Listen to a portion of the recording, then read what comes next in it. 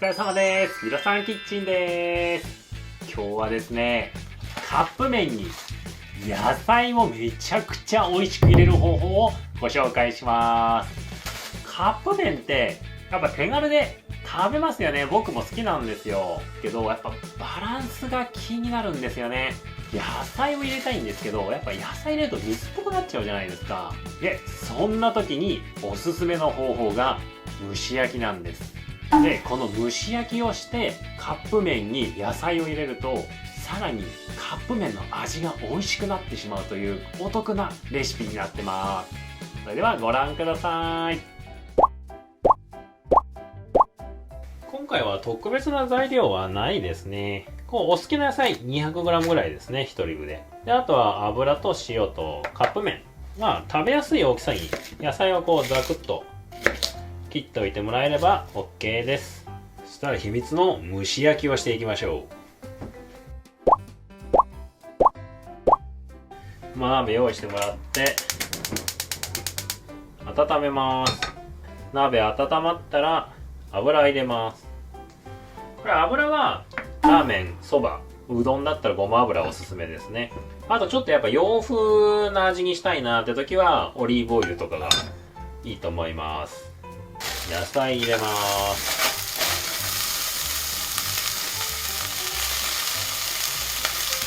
で、そうしたら塩を振って軽く混ぜて蓋をします。で、弱火に落としてもらって、ここからじっくり蒸し焼きをしていきましょう。はい、これでじっくり蒸し焼きにすることによって野菜の余分な水分が抜けます。それで野菜の旨味が引き出されるんですね。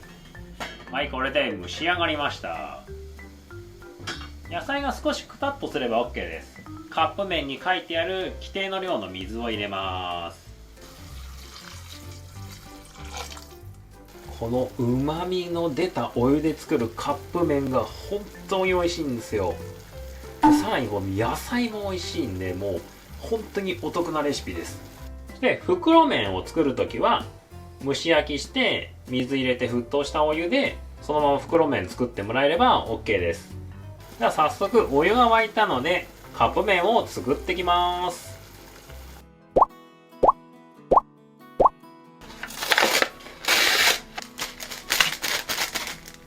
お湯だけ入れます。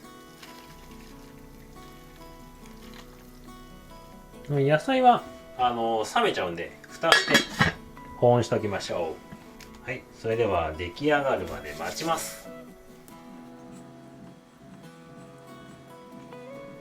では時間が経ったのでスープ入れてちょっと混ぜときます。野菜盛ります。いや、めちゃくちゃ美味しそうにできました。これ意外にすごい量なんですけどペロリと食べれちゃいます。それでは早速あったかいうちにいただきます。多分野菜から食べようかな。いい出汁出てる。でも野菜だけ食べても全然美味しいですね。これいい。麺絶対うまいですよこれ。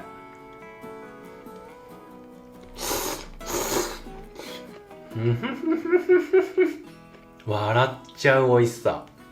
スープもいただきます。美味しい。1個注意点とすれば塩を足すので塩分が気になる方はやっぱスープをちょっと残してもらえばいいと思います。美味しかった。美味しかった。もうカップ麺全体のレベルがめちゃくちゃ上がってます。いかがだったでしょうか。カップ麺に美味しく野菜を入れる方法、これ本当に美味しいですからぜひお試しください。また次の動画でお会いしましょう。